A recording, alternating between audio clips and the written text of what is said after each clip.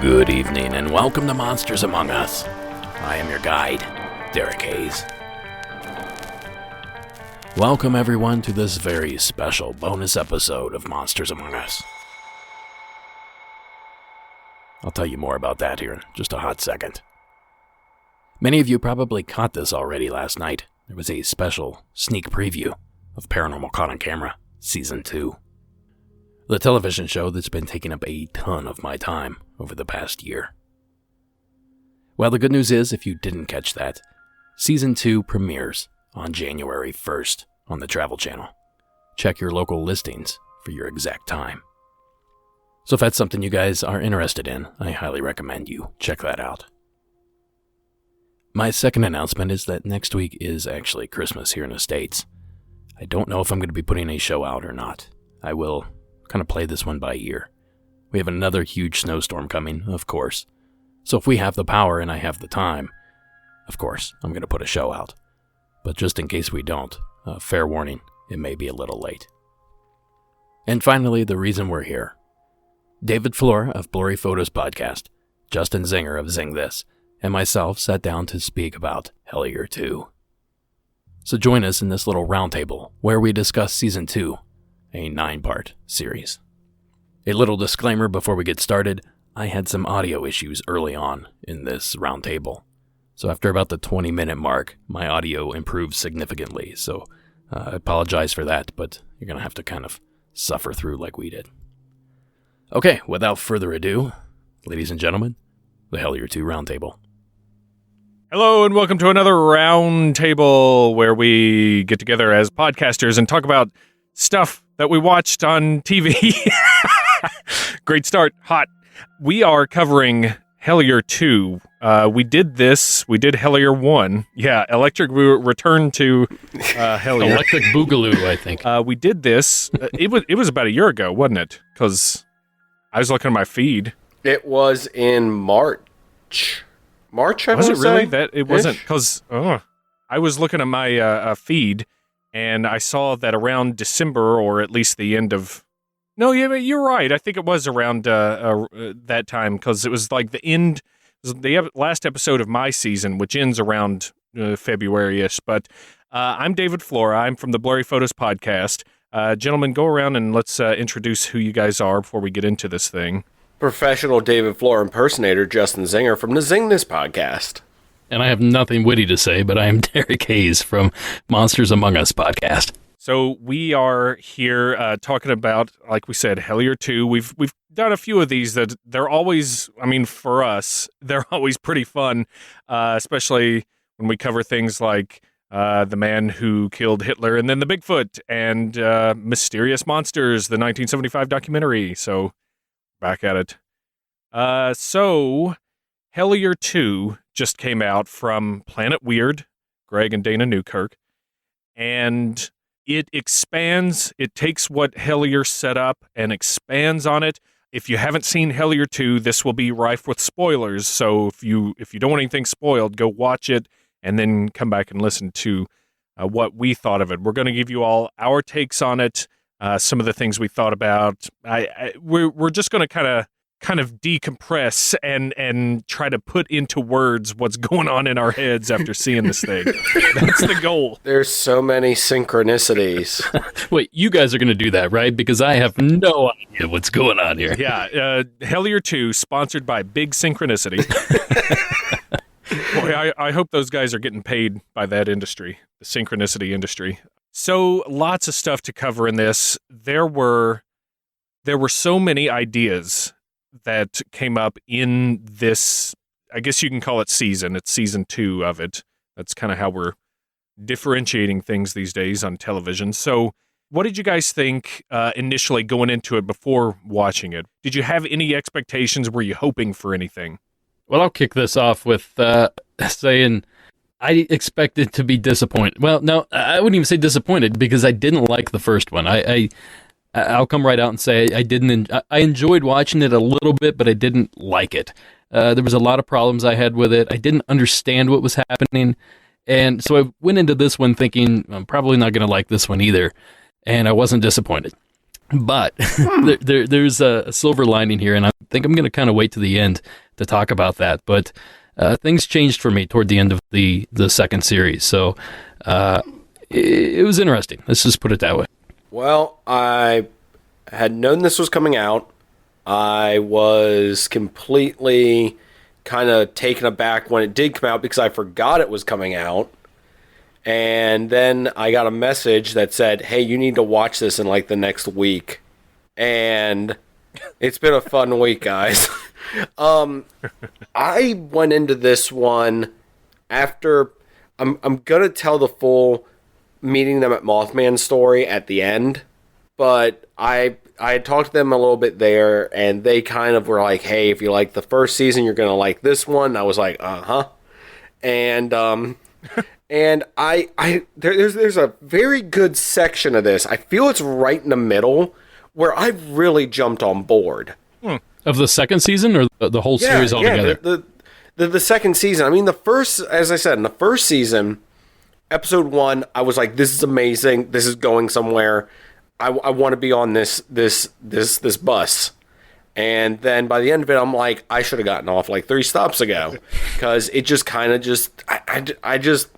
the thing that kept getting me is the talking box thing. Mm-hmm. And that's something to where I feel like if I experienced it myself, I'd be more like, wow. But for me, it's just, this doesn't translate for me. They don't use it as much in the second season, and there is some interesting stuff going on at one point, but then it takes a direction I wasn't expecting and kind of peters out at the end to a, hey, there's more out there. Mm-hmm. So, anyways, let's set our clocks for season 3 next year. Yeah, pretty sure they'll probably get a season 3, and it looks like from the ratings on Amazon, it looks like they are very favorably viewed by the watchers. They have quite a few like 5-star ratings on this and stuff. And for me going into it, I was kind of a blend like you guys. Like the first season, I really felt like there were stones that were overturned, but then they just left them where they were.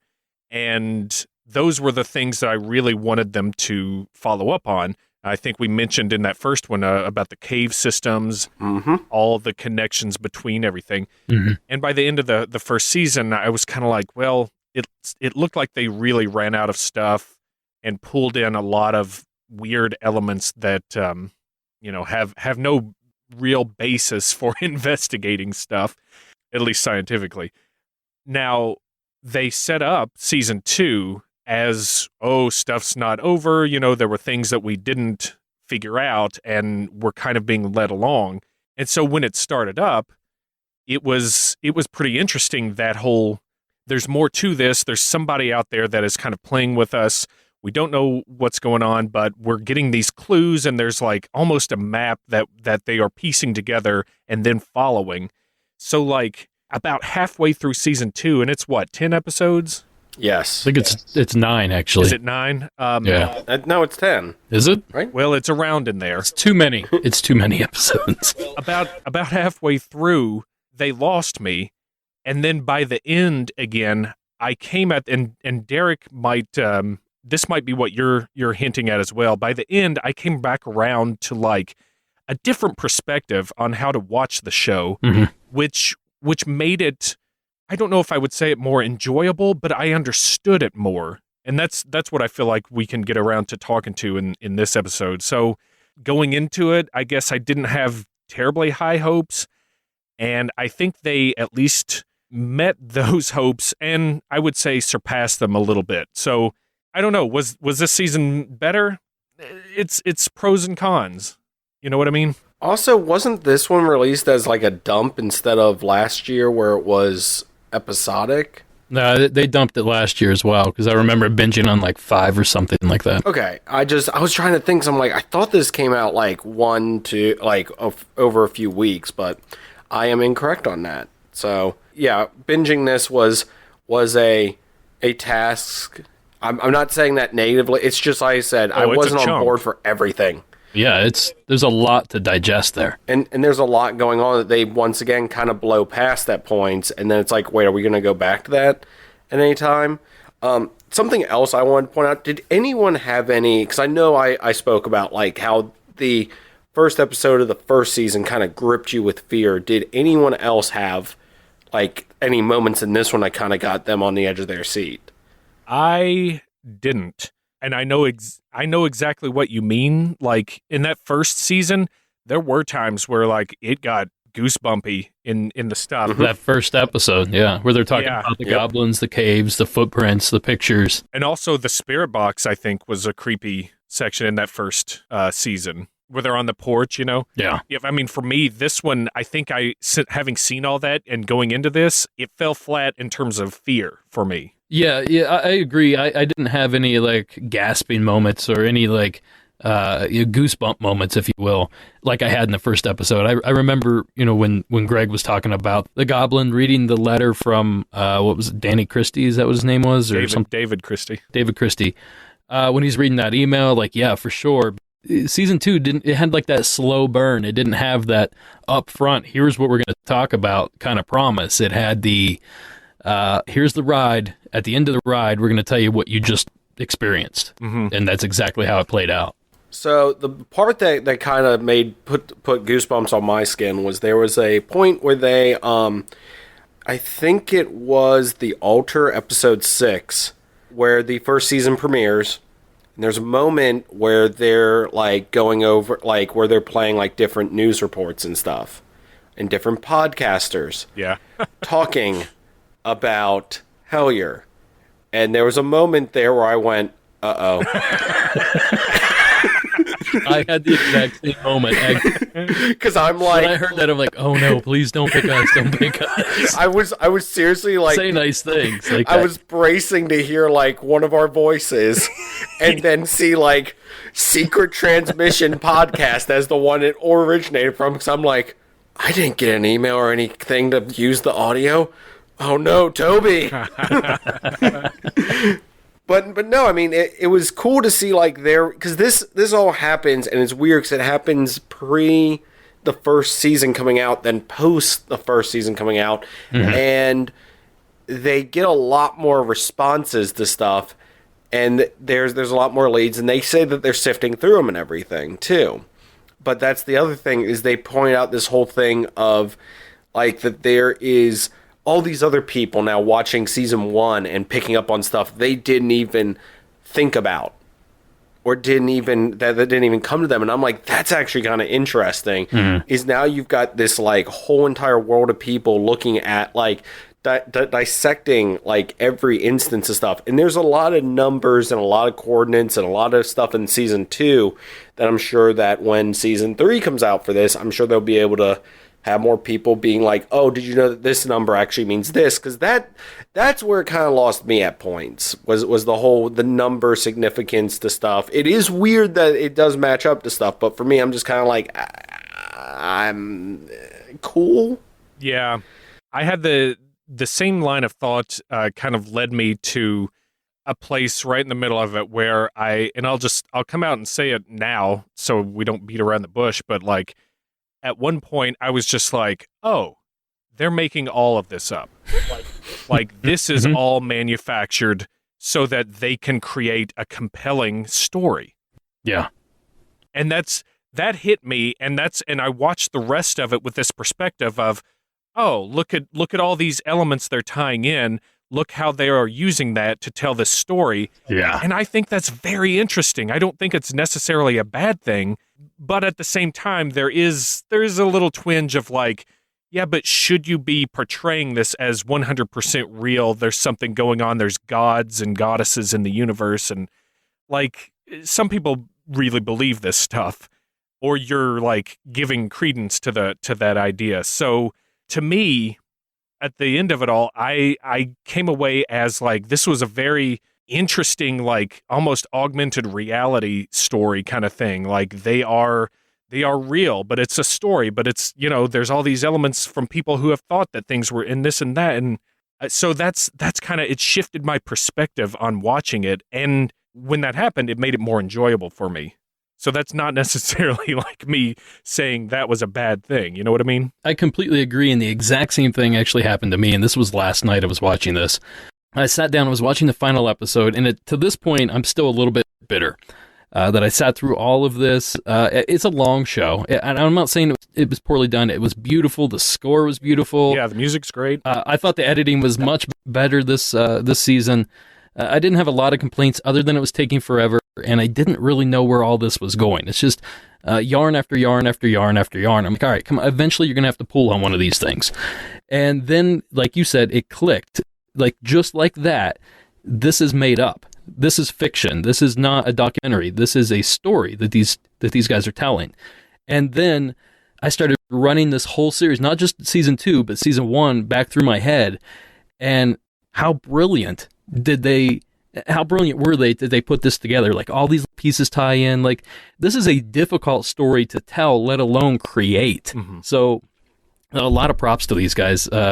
Everything I said in the first recording we did, the first roundtable, I take all of it back. Now, knowing what I'm watching, I think it's great. I think it's brilliant. So wait, you two are under the opinion that this is all staged? 100%. I think if not all, then quite a bit of it. Most. Yeah. Yeah. Okay. Because I had that thought at the end of the last episode. I was watching it, and I'm like, what if they've staged all this? And I'm like, it's almost too elaborate. But at the same time, it's almost too easy. Too.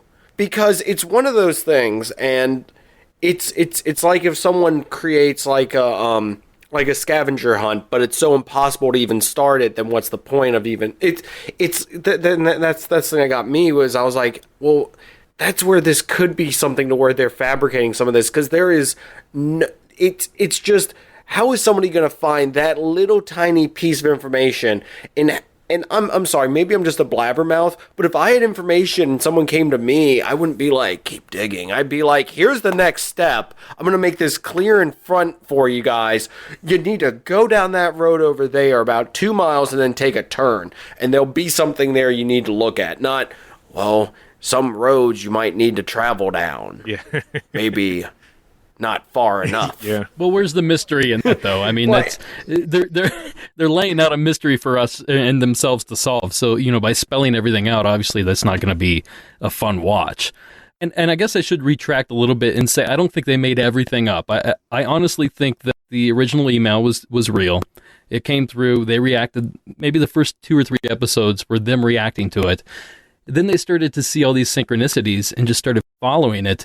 And the next thing they knew, they had kind of created this world that they're now exploring and investigating and filming. And, why not? I mean, it worked out great. My only complaint is that, and looking back, they never said this is a true story. They never once claimed it. So I can't really fault them. But at the same time, they didn't come out and say, hey, this is, a little bit fabricated. Like, some of this stuff is false. And I don't know where the responsibility falls if they have to say something like that. I mean, this, the Underworld movies didn't come out and say, oh, hey guys, there really aren't werewolves and vampires. Like, this isn't a real thing. No, but it says at the end of every movie, it has all these events are based on fictional people unless otherwise stated. That's true.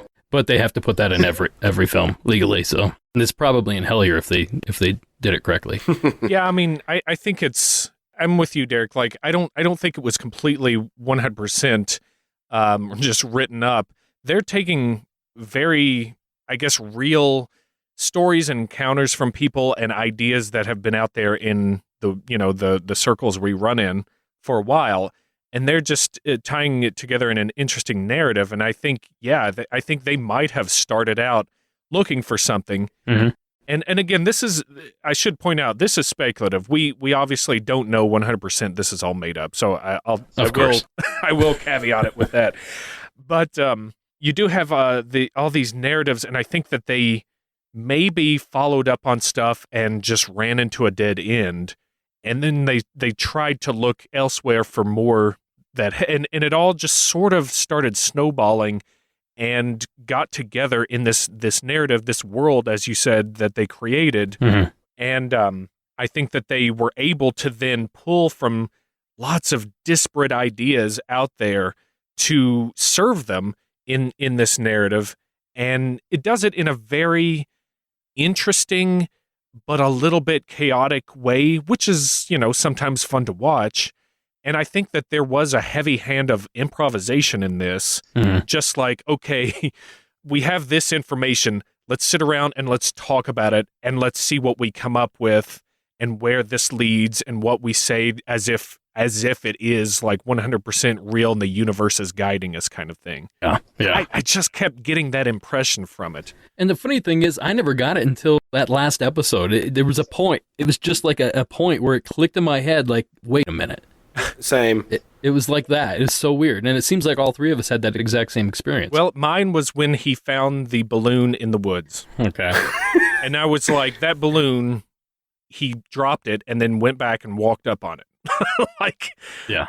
Well, if you're driving from Atlanta to Cincinnati, you're not on a road that looks like that. You're taking I-75. Oh, no, I'm not even talking about that one, which, that one was placed too. But, I'm talking about when Tyler Strand was in the coordinates at Brown Mountain or whatever. Oh. Okay. Sure, a balloon can float there. I'm not saying a balloon can't end up at that very spot, but it was a pretty fresh-looking balloon that he pulled up there off the ground. Yeah. And this is... that chopper flew by, though. Oh, the chopper. Watch out. There aren't choppers in the sky.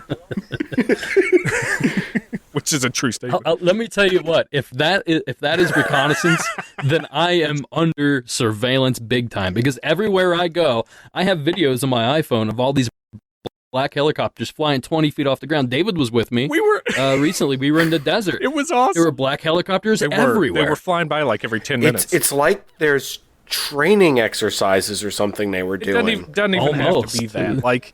It's so funny. But and I love, it's perfect. If Derek, if you and I were out there, we'd have probably done. We were like, "Oh shit, they're on to us. Let's get out of here."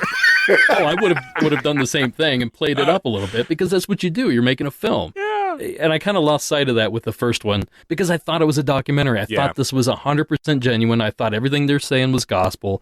I guess it's naive on my part, but now knowing what I know, I enjoyed it. It allows me to suspend my belief just enough to enjoy it. That's what it does. Yeah. So I have an interesting thing that kind of is a synchronicity, if you would. Uh-oh. I won't. I had to watch this in basically 2 chunks. I watched a lot of it on one day, and then I watched a few episodes to kind of finish it up. During that time, I finished rereading American Gods. The oh my gosh, I just forgot his name. Neil Gaiman.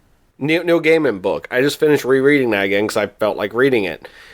I hadn't gotten to the part about them talking about Pan and all these gods and stuff. So it was kind of a weird thing. I just got done reading a book about how gods live among us. And then in the show, they're talking about how gods could still live among us. I'm like, oh, that's weird. Because it doesn't come up at all until one episode, and then it's full force after that. But here's the weird thing. They talk about them doing this occult ritual. This whole thing to where there's this ritual and stuff they're doing.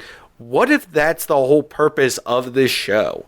Is for them to do some ancient ritual thing in their mind? Because I'm thinking about it in the sense of, once again, weird synchronicity.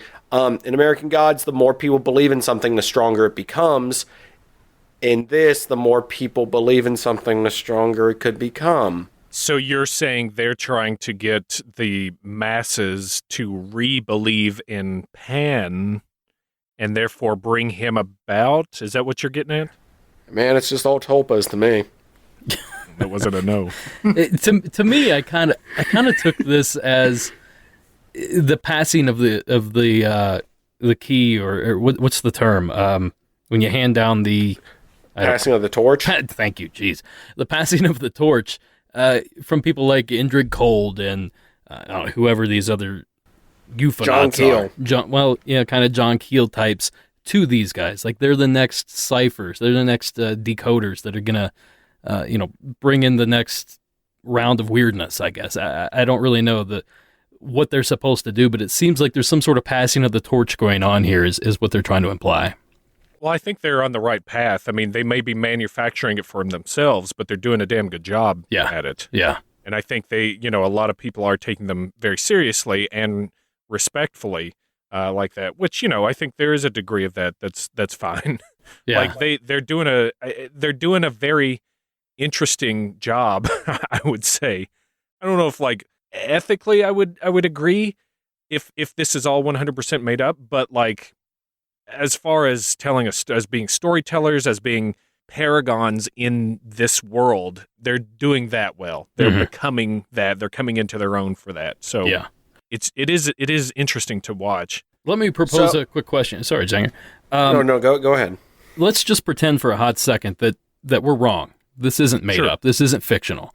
Then what? Who's sending these messages? Is this alien? Is this interdimensional? Is this just some super smart dude to come up with some sort of cipher and is just really messing with these guys? Like, if this is real, what are we talking about here? That goes back to the thing that I mentioned earlier about how many different ideas are in this, which was one of the cons for me. And I know I like all the big, everything that falls under the umbrella of weird stuff as much as the next guy, but for this, it kind of got chaotic when they're talking about Indrid Cold and Mothman. They're talking about numerology. Okay, I'm still on board. They're talking about witchcraft and witch rituals. They're talking this about bus is going faster. They're talking about ghosts and talking to the spirits. They're talking about aliens and abduction. They're talking about cryptids. They're talking about secret societies, hypnosis and regression, government cover-ups, alien abduction. You're right. There's tons of stuff. Ciphers and codes. I feel like there's even a couple big ones that I got. I mean, the cave system, they revisited that, thankfully, even though they didn't do it. Well, plus all the equipment, the spirit box and the Estes method and all this other stuff that they're using, that's all included. That was 10 things. These are all ideas that they are putting into a, 9 or 10 episode season. And it kind of fried my brain at the end of it because there were so many ideas for that. So I kind of wish they had focused on, just a few of them.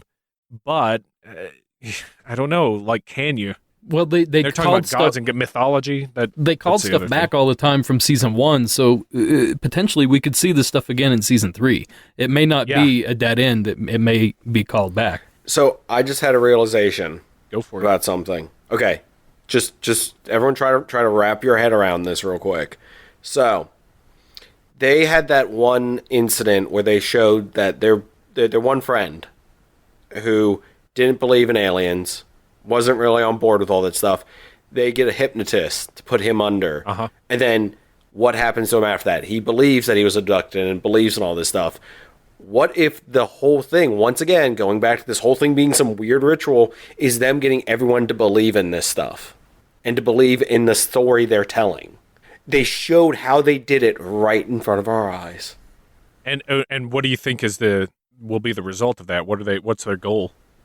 To get a TV series. That's kind of like it's like trying to plug in a plug with another plug. So they want all this ritual and stuff and people to have, a belief in this just so that they can get on TV? So they can continue. Well, they're already on TV. They're on Amazon Prime. They're making not a ton of money, but they're making money off of this project. They're making some, yeah. Yeah. but they can continue to do this because, of course, where they get, they're feeding this monster of, they're going to get more reports they can investigate. They're going to get more reports they can look into. And am I correct that someone who was a teacher threw away their life in this documentary too? Well, that's what they said. Okay. The lady that was in the jail. Mm-hmm. Yeah, because I was like, I think she said that, like, the whole situation made her go, like, looking into stuff, and that's what got her thrown in jail. Well, essentially what I gathered from that was that she was camping in a trailer, heard a woman screaming in the woods, and her boyfriend wouldn't allow her to go check it out. Turns out she believes it's some sort of crime syndicate or some underground Government cover-up. Sex cult. Or, who knows what it is. I don't even think it's the government. I think it's just the Somerset. Yeah, just maybe local government or something. It's like, what's the not Bachelor's Grove? That's Chicago. What's the one by San Francisco where all the presidents and stuff meet? That secret. Bohemian Grove. Yeah. Kind of has blow this wide open. kind of shades of Bohemian Grove there, but essentially, so she started investigating. And what I gather is she did some breaking and entering, and maybe that's what she got busted for. But they were very vague about it. It was just a brief mention, and obviously they beeped out all her personal information. They only said her name was Amy, and they didn't say what she was actually incarcerated for or anything. So we're left to assume. Doing some investigating, some light B&E. It's cool.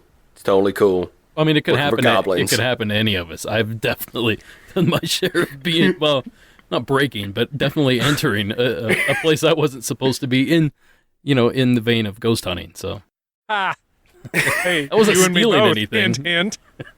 Well, here's the other thing. I don't think they mentioned exactly what she did because they were probably doing it themselves and hadn't gotten caught and were like, probably. we better not mention what she's doing. Well, yeah, let's go back to this Tyler Strand thing when he was at Brown Mountain, which, by the way, and I don't know if these numbers actually add up. I'm going on a tangent here. Just hold on. The GPS coordinates led them to Brown Mountain, but also translated into 2 or 3 different messages.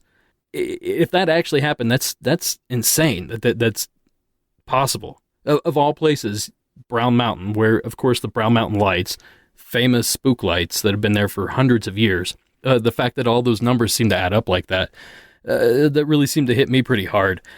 And the police presence that he talked about, let's just pretend that this is real again. Why were all those... Didn't record any of it. Well, I get why he didn't. If the cop sneaks up on you, you don't really have time to bust out your camera equipment, especially if you think you might be going to jail. Let's just say again that it was fictional or not fictional. It was an actual thing that took place. Why? What are those police there? What are they covering up? What are they hiding? What are they looking for? Is it just because it's Brown Mountain and they're used to weirdos hanging out there? What's going on there? I might have an unpopular opinion on that one. So, growing up in a roughly rural area, and actually in the town I live in now, if you get pulled over by the police, expect like 3 or 4 more cops to show up for no apparent reason other than they have nothing better to do. Yeah. It's true. It's happened to me. Plus, out-of-state tags. I mean, I'm sorry. If you got out-of-state tags and you're somewhere and you might be even doing something vaguely, guess what? They could write you a ticket. You ain't going to drive back all the way back to... Where was it? Pennsylvania you had to go back to? Cincinnati was the home base, but he's from Minnesota, I believe. Yeah, Minnesota. Yeah. I like the addition of Tyler Strand. I actually found him to be the most likable out of them. I would watch that dude go on all kinds of adventures. Yeah. I thought he was pretty fun. With an undercharged cell phone. he seemed pretty gung-ho. Here's the synchronicity for you guys. So I just got done watching, I think, that balloon episode where he found the balloon in the forest. And I just looked down on my phone and got into Facebook, and it was like, people you may know, Tyler Strand. Oh, that happened to you today too? That happened to me. And I was I got 3 of them. Okay, Google or Facebook algorithm that's listening to me right now, thanks a lot. Well, do you guys ever do this where, this is another tangent, but where you're thinking about something? I'm always working on my cabin here, this place is falling apart. So the other day I was thinking about gutters, spouting and stuff, but I didn't say it out loud. I was thinking about it. And ads came up on Facebook, they came up on Instagram for seamless gutters, just out of nowhere. Didn't say a word. It was all in my head. And sure enough, and it's not the first time it's happened. It's happened several times, and I see other people talk about it, on social media. That's some weird stuff. I don't know if it's a coincidence, synchronicity, if you will, but it's kind of creepy. Creeps me out. It's happened to me before too, and yes, I am somebody that does have a few of the listening devices or whatever sitting around, but I've been talking about stuff before, like right almost directly into one, and I never saw an ad for it. Well, I'm like, I've actually tried that. Like, Sarah and I had a conversation, this was a while back, we're like, I wonder like how she knows we're wanting to buy something rather than just discussing it. So we tried to make something, it was the most obscure thing, like, I don't know. It was. I need dish soap. Something grill cover. No, it was so obscure. Like nobody would ever even search for this thing, and I can't remember what it was. Like I think it was like a grill cover or something. And we just kept talking about it. Oh, cover the grill. Get a grill cover. We got to go buy a grill cover, and nothing happened. It never gave us the advertisement. So I don't know what the actual algorithm is. What are they listening for? Do they know when we're trying to trick it? Like it's. Not trying to be a shill for the government or for Amazon, but apparently if you're not saying the word, it's not really paying any attention to what you're doing. That only happens to me when I like search for something, if I'm already looking for it or something. I've never had the AI like tap into my brainwaves and figure it out. Like look for it now. I bet you'll notice it. It's the freakiest thing, and I'm not even like a big government conspiracy guy. I've had it happen to me, man. I've had it happen to me where I've thought about something, and then I go and it's like the first ad that pops up, and it's not something I normally would look for. Super weird. So you said earlier that you thought there was less of the spirit box and stuff, because I found that I thought they were whipping that thing out like right and left in season 2. And then they brought out that God helmet thing that they talked about, and I'm like, let me try some of this stuff. I want to see what it's like. Well, that's the thing. I want to try it. Hold up a second, Justin. Before you answer that question, that's how I figured out it wasn't real. When it dawned on me that we don't hear a single word they hear in any of the headphones, that's when it dawned on me that this is fictional. Because if it was real, we would hear that, or we would have the option to hear that. Because why would they bury that kind of information?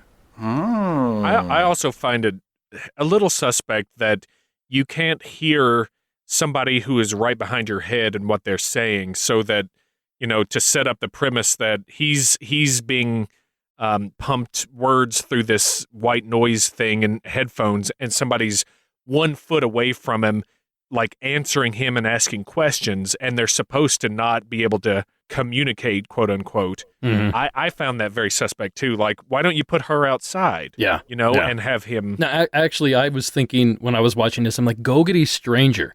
Go get a volunteer that knows absolutely nothing about this entire case. Put them in that situation and let them talk and see what they come up with.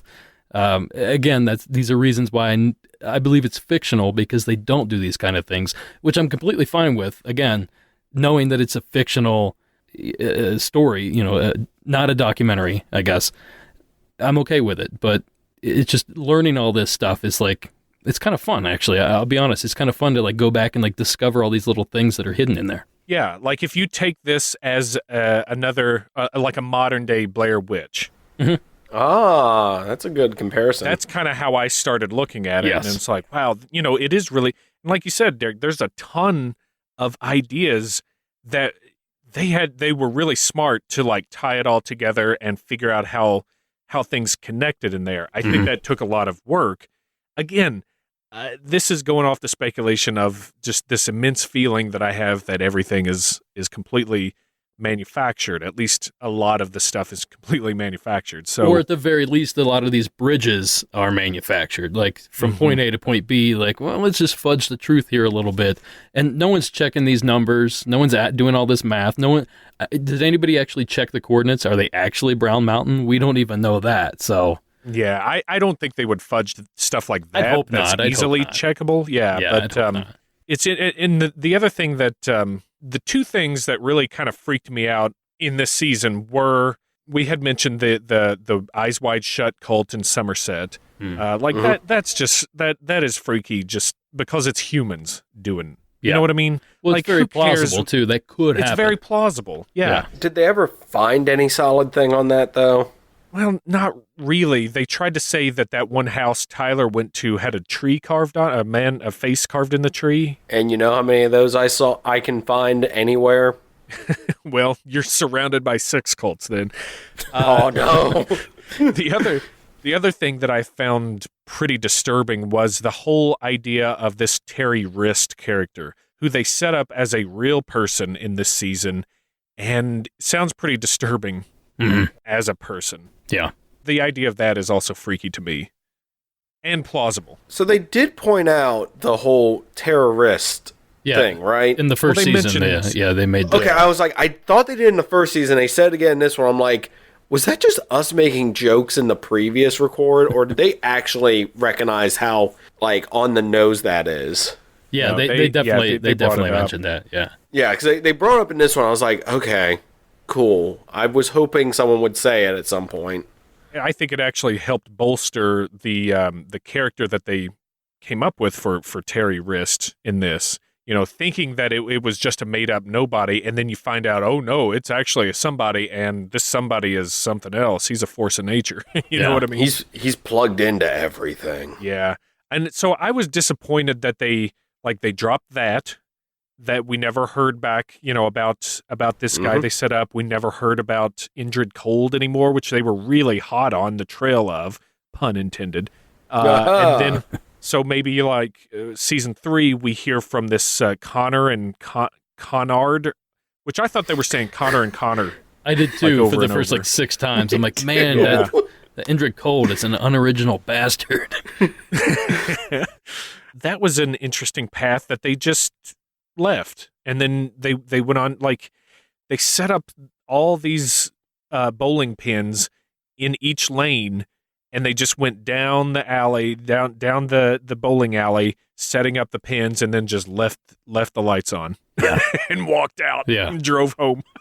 And Let's keep going with this metaphor. A few of them on the way out the door, they stopped and threw a ball, got a spare. Because at that last episode, they get a few callbacks that kept me interested. I'm guessing that season 3 is really going to start connecting all this stuff together. They're going to have time to come up with a lot of these connections, and I bet it's going to be pretty interesting. There was another thing I wanted to touch on before we get too far out of this. I can't think of her name. Indrid, Woody Derenberger's daughter. Yeah. Tanya, that's right, Tanya. That was weird. That was super weird, because I've seen interviews. I know Seth Breedlove did an interview with her on his Mothman documentary a few years back, and she didn't come off, you know, wacky like that. Like, oh yeah, he stops by and the kids stop by, and none of the staff sees him, and like he's a magic whaley, and like all this other crap that it really started to get out of hand.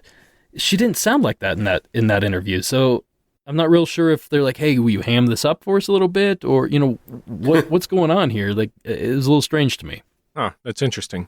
It makes me wonder. You know, we say if we go along with the thought that this is manufactured, it makes me wonder how many people were involved as either actors or they were unknowing actors. So like I don't think I mean, how would I know? But I would assume she wouldn't go along with like making stuff up. She told what was true to her, and then they elaborated on it in their own way. Could be, or could have edited in a way that that made it sound more, you know, for what the storyline they wanted. But because like she's a real person. Yeah, she is. Yeah, I recognize her. Yeah. So, but you know what I'm saying? Like, she's a real person. They didn't like hire her as an actor. But I don't know, like the lady that was supposed to be calling from prison. Like, was that a real person from prison? She could have believed it herself too. So it could have been a real person there. But yeah, it's something to think about. I think that's part of what makes this so believable and so good. I mean, it fooled me for 20 episodes. Sure. And that's hard to, I'm not bragging, but that's hard to do. I watch a lot of movies. I went to film school. I worked in film for years. It's difficult to fool me on a film, and they did. At least in my opinion, they did. And I think a lot of it comes down to the talent in the film. E.L. Tinney, Greenfield, Tanya, I don't know what her last name is, Derenberger originally. Sure. All these people are real people. Yeah. And they sounded so genuine in these interviews. And that's because they probably were. They're talking about stuff they know. They're talking about experiences that they claim to have had. They've been talking about these for years, so that's natural to them. Some of this information, especially with like Tinney and Greenfield, like these codes, and I don't know a lot about this numerology stuff, but they seem to know their stuff there. So all this information is just regurgitated information for them.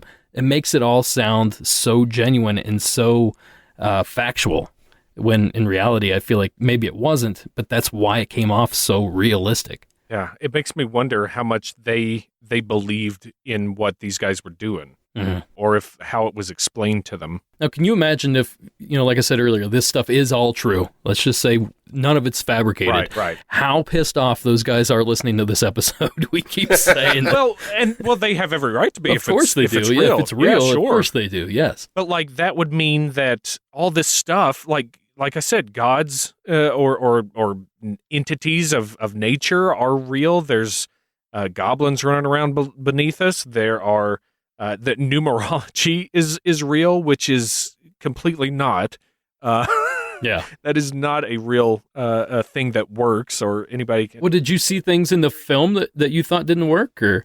Well, I mean, they did that whole ritual with the witchcraft, and even they were like, we're disappointed because nothing happened. Oh, I thought you meant with numerology specifically. With numerology, all they were working with, I guess, was that cipher and stuff, but they kept bringing up like the power of numbers and this and that, and how like, the 93 is something that this thing believes in because of the power of numbers and stuff. But well, I'm not smart enough to follow it, so you could tell me anything, and I'm like, oh yeah, that sounds right. And I don't want anyone listening to this to get bored out of their mind and careen off the road while driving.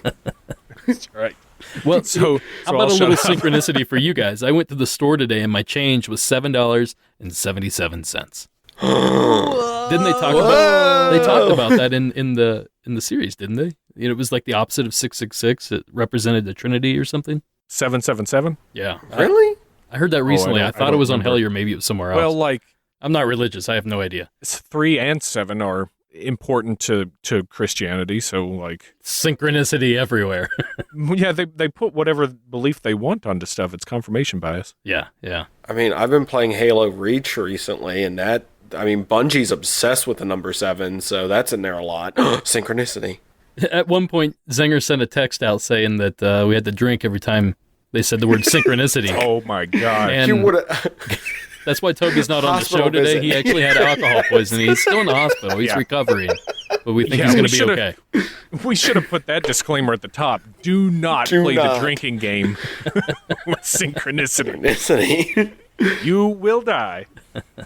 I mean, here's the funny thing. They're even in on that joke, because I just was on Twitter a little bit ago, and I think Newkirk like posted a picture. It's like swear jar, and it was empty, and then synchronicity jar, and it was like overflowing. So I mean, they're totally on board with some of this stuff and everything. And they came off a lot more likable in this episode to me than they did in the sorry, not episode, but this season than they did the previous season for me for some reason. And I don't know what it is. I don't know, but just the team in general, they just came off more approachable, I guess. I don't know. Maybe it's the familiarity of already seen season 1, but it definitely helped me to enjoy this a little better. I felt they came off a little bit more likable in this one, definitely. I guess I better rip off this Band-Aid now real quick. So I actually got to meet them, and they were some of the nicest people I have ever met. They got to meet you, Zenger. It's all in the wording. Come on. True. No. Let me tell this story, because they technically got to meet David Flora. And I will explain that. What are you talking about? Oh, boy. So I went to the Mothman Festival, and I was wearing a Blurry Photos t-shirt. Actually, the same one that you have bestowed upon me at a previous Mothman Festival. Because I was like, I'm not going to be a dummy and wear my own shirt today. So I went and I was walking around, and I saw Small Town Monsters, and I was like, oh, cool, I need to make sure to get an interview done with them. And then I'm like looking, and I see like a giant goblin face. And I'm like, that's weird. And I couldn't get to where like the goblin face was, so I was like, I'm just going to go walk down and come back, because there was a lot of people, because it was right behind where the statue was. So I walk by and I see this guy with gray hair. I'm like, why does that guy look familiar? And it was bothering me, and I'm like, whatever. So I double back, go around, and I'm like, oh my gosh, it's a Hellier, like, setup. Like, it was a big stand, like, not standy, but a big, like, poster thing of a goblin. So I went up, and I started chatting with them and everything, and I was like, hey, I do a podcast, we covered you guys and everything, your first season, and they had all this stuff out for season 2, and I'm like, I'd love to talk to you guys, my name's Justin, I do the Zing This podcast, and they're like, well, hey, come back in a little bit, Greg's off right now, but he'll be back soon. I was like, okay, awesome. So I walk off, come back, and I walk up, and they're like, oh, this is the guy we were telling you about, he does a podcast, the Blurry Photos podcast, this is David. And I'm like, I'm Justin. I do the Zing This podcast. I'm just wearing another podcaster I know shirt. And he's like, oh, I'm real sorry. And I'm like, it's cool. Now, to add to that, I ran into one of your listeners, Derek. Uh-oh. While wearing the same shirt. And they were wearing a Monsters Among Us shirt. And I was like, oh, cool. You listen to that show? And I'm like, yeah. And they're like, yeah. And I'm like, oh, sweet. Do you enjoy the show at all? And they're like, yeah, I really like it. I'm like, I got a question because this has been something I've been wondering. Do you like the roundtables? And she's like, I'm kind of indifferent to it, but my husband really likes them. And she's like, your voice sounds familiar. I'm like, I'm on the roundtables. And she's like, oh, cool. Hey, honey, David Floor is here. Gosh. And I'm like... I'm the other one on there. Infamous. So now David can't go to the Mothman Festival anymore because who knows what Zinger did while he was there. I'm gonna wear my Zing This shirt to the Mothman Festival and just start flipping tables. I'm gonna be like, Zing This sends his regards. No, it was just so funny because it was I'm like gonna go around punching kids in the face. Zing This. Both times I thought my ego was going to go out through the roof, that I was getting like recognized or remembered. It was petered out to nothing at the expense of You Flora. were remembered as somebody else.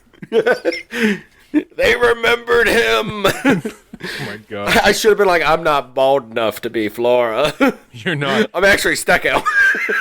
Well, that'll really confuse him. You got the goatee going. No, but I mean that's my. They were so cool to talk to. They were so nice. They signed a tin can while I was standing there. Someone brought up a tin can they wanted signed. So that was. I don't think it was the kid that they were talking about in the movie because they do talk about that at the end of the thing. They talk about. I don't think it was him because I swore I heard one of them say, "Oh, someone else brought a can for us to sign." And it was one of those moments I'm like staring at like, is this for real? Are they signing cans? Well, I got to say this, though, especially for David and I who are trying to put together our own documentary here in the next 6 or so months. To do the roundtable for that one. It'll just be you and Toby, and Derek and I will just be sitting here to the side, just like, we can't say anything. Just fuming. No, we're gonna go shot for shot and be like, okay, what was going on here? What were you doing? That'd be hilarious. Is this when you got heat stroke? Yeah. No, we got heat stroke every single day.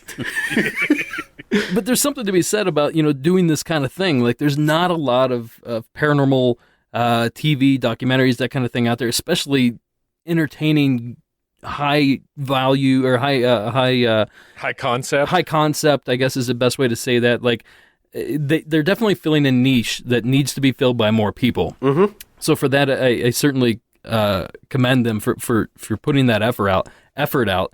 And 20 hours worth of content, that's a ton of content.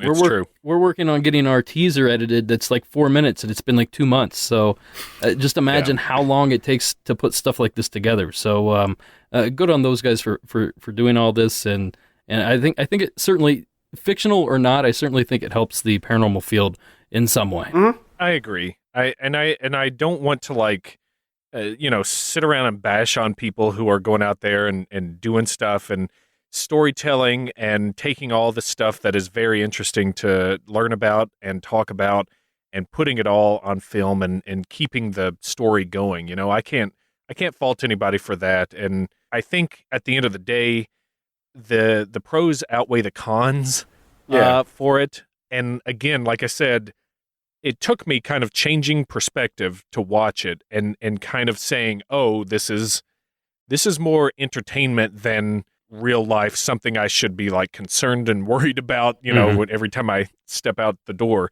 And then that made it that much more enjoyable to me. So season 2, for what it's worth, I think it's all right. Yeah, and I wonder if I see it a lot where people in the field don't enjoy this. Like we're glad they put it out, but I didn't enjoy it. This wasn't for me. And I'm wondering if they're looking at it the same way that we did, and that's why they can't separate themselves from it or separate reality from what they're watching. I wonder if they hear this and go back and watch parts of it again, if they can enjoy it then with that information. How about this? If anyone out there is listening that watched this, didn't like it, or thought it was straight up documentary, they were trying to really tell reality. Yeah, go back and watch an episode or two and then see if that changes your perspective on it. Just give it another shot and see what you think there. And if it is something if it completely changes your mind, reach out to one of us. Let us know. We'd be really curious to see how other people perceive this, knowing that information, or if they thought that information themselves.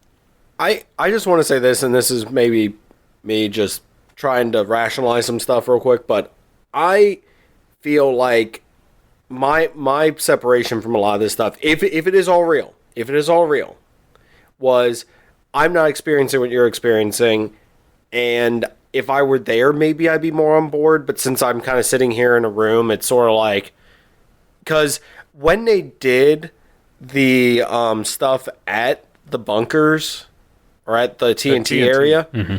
It did not capture how weird it is to be in one of those things, audio-wise. Because it is seriously... It did a little, like, there was some weird echoing, but mm-hmm. no, it doesn't, it didn't. It's disorienting. It's very weird to be in those. And the other thing is, I want one of their baseball bat lights, too. I don't know if anyone else noticed. They had, like... I saw those. It looked like a baseball bat, but it had a light on the end. And I'm like, is that a tactical flashlight? Probably. But no, I mean, I would love to go out with somebody doing one of these hunts or doing something like this so I can experience it. Because like I said, the spirit box stuff, cool, whatever. I don't get it. At Mothman this year, someone did have, like, one of those that puts off radio static. Mm-hmm. And they recorded it while I was sitting in the bunker with them. But they're like, well, we'll go back and listen to the recording and see if we can hear anything. And I'm like, cool, whatever. I'm like, I don't see how that's going to translate to anything. Yeah, I won't get down that rabbit hole, but neither of those boxes, in my opinion, do a whole lot. The radio frequency one, I feel like you're simply picking up radio waves. Like, there's so many of them out there. You can hear clips of, like, commercials and songs. So you got to throw that stuff out. And then the other version that takes, like, environmental factors and translates them into words selected from a bank of vocabulary words, I don't trust that either, because it's just a program grabbing random words. I don't understand why they're selecting certain words, for what reason, why this time. So a lot of those, to me, just they're gimmicks, they're toys, they're interesting, but like a dowsing rod. I feel like it's kind of like a parlor trick, if you will. I'd even put more stock into dowsing rods than I would something like that. Well, let me at tell least you, there's electromagnetic waves moved by water or something. Sure, you know what I mean? Sure. Like... Yeah, let me tell you this. My dad built his house in the early 80s, and when it came time to dig a well, he called this old man. He brought out sticks, and they dug the well exactly where it was. They hit water. But for 20 years, he ran out of water in that well all the time. So I don't know how good it was, but he did hit water because of the dowser. Oh, the one thing that I just now remembered, they also were contacted by Michael the Archangel. That kind of came out of left field for me. Like, Michael the Archangel is talking to you? I remember that now. I was like, wait, what? I was like, he had a few free minutes. They called. He was ready, available. He just answered the phone. Like, I mean, I just did a whole 2-parter on John D, so that really stuck out to me. Like, oh, okay, is this the path we're taking? Is this the road we want to go down now? Okay. So next season, look out, you guys. We're gonna be talking about the old monad and the Key of Solomon and stuff like that. Everything's going to be tied together. There'll be angel wings everywhere they look. Mm-hmm. Well, anyway, we should probably wrap this thing up. Let's maybe go around and say your final thoughts, I guess, on what we thought of the film or the series, I guess. David, you want to go first? Yeah, like I said, I thought it was pretty chaotic with all the ideas they have, even though I loved, all the disciplines they were pulling from. I think if they had focused on just a couple of those instead of all of them, it might have been a little bit tighter. I, again, went into it wondering if this was, a quote-unquote real documentary, and was kind of angered, at first, until I realized, wait a minute, if this is all made up, then this is really entertaining, and they did a good job putting this together, and I enjoyed it from then on, and it was a ride. It's a journey, and it was confusing, but it was still fun to be on. So I think all in all, it's okay. It's not as bad as I thought it would be. Boy, high praise. Well, I kind of feel the same way. I mean, you guys, a lot of you guys probably listened to the first Roundtable. I wasn't a huge fan. I thought it looked good. There were certain parts of it I really enjoyed, but for the most part, things like they're looking for cryptids, so they bust out the spirit box. That bothered me so much. Like, you're looking for a living, breathing creature. You're using all these ghost tools. But now, looking back, I realize why they did that. You can't tie in all these tin cans and stuff like this without these words from nowhere. So it's a device they needed to tell this story. So looking back on all this kind of thing, like, I forgive all that stuff. And it is an entertaining series. It's well done. The score, I really like the score. For some reason, it really touched me. Score's good, yeah. Everybody, like I said, and especially in this particular series, season 2, everybody was much more likable. Like you said, I liked the addition of Tyler Strand. There was a ton of stuff that I liked about this, and I don't want to I don't want to knock on. I don't have his name written down. Mark, the director. There was something about him in the first series that I don't know. It felt like it was Greg and Dana's story, and he was in there trying to tell it, or he was trying to not steal the glory. I didn't think he was doing anything like that. It was just not his story to tell, I felt like, but he was there telling. It rubbed me the wrong way. In season 2, however, I thought everything he added was great. I thought his addition to the team was great. I had no problem with anybody. The dynamics early on in season 1, I bet I wouldn't have the same issues if I went back and watched it, knowing now what I do know. I don't know. I don't know what I'm rambling about. Bottom line is, I recommend you guys watch it. And if you find yourself not liking it, just remember, this is a movie. This isn't a documentary. This is a movie. My opinion. It's like like an ongoing kind of journey. Yeah. I think it's great. It's definitely new. I've never seen anything quite like this before, and that's hard to do this time. These times to come up with something new that no one's seen before is next to impossible. So for them to put something like this together, like you said, we've seen Blair Witch, we've seen a couple movies like this, but we've never seen like a 10-part series, a 20-part series for that matter, or 19 or whatever this thing ended up being. So, good on those guys for putting this together. I guess my final thoughts are, I'm glad most of this episode did not go into why'd you make us do this, Zinger, because I was not the one that initiated this one this time, but I guess I'm still to blame. My thing is the eye-openingness of your guys' response to it, of they're telling a story through the lens of a documentary, is interesting. I will say this: I'm on your guys' fence, but I will, Greg, Dana, if you would like to have me come along for one of your shoots and prove me wrong, zingness@gmail.com. Just saying, I would be willing to go with because that's the thing. I want to kind of experience this from their lens if it is real. Because I'm like, there is that detachment of, I'm a person sitting on a couch, you're somebody out in the woods. I don't know what I can do to make me attached to this, to where I'm on board for everything that's going on without being there and seeing like it happen in front of me. So, but no, I enjoyed it. They're definitely telling a very interesting story. This has gotten, it's something that's being talked about a lot by a lot of people. So I'm interested to see where this continues to go. And I kind of find it fun to do these roundtables. On other shows, for other stuff too, but definitely I think Hellier will be a recurring thing. And if I will, Hellier 2, The Redemption from from, of course, our thoughts the first time on this. I think it has redeemed itself in my eyes. I would agree with that. Hellier 2, Hellier Risen. Hellier 2. Ah, hell no. Yeah. Hellier 2. Oh, hell yeah. Hellier 3, hell we go again. Well, thank you, gentlemen, for coming on and talking about this. It's fun. I hope everybody out there has enjoyed hearing our perspective on it.